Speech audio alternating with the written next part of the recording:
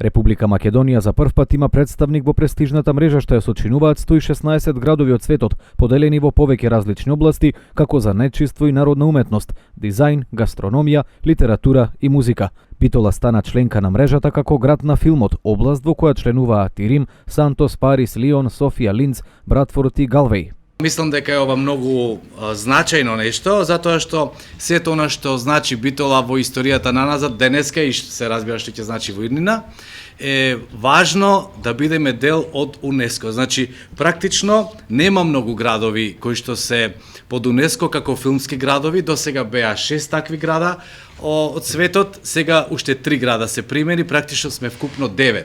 И мислам дека е една голема придобивка и благодарност до сите оние кои што се вклучија и ни помогна ова навистина исклучително големо признание да го има Битола. Битолскиот градоначалник ја искористи средбата со новинарите и за информации во врска со буџетот на општина Битола. Во него, вели Талески, место ќе најдат сите проекти што локалната самоуправа ги вети на последните локални избори.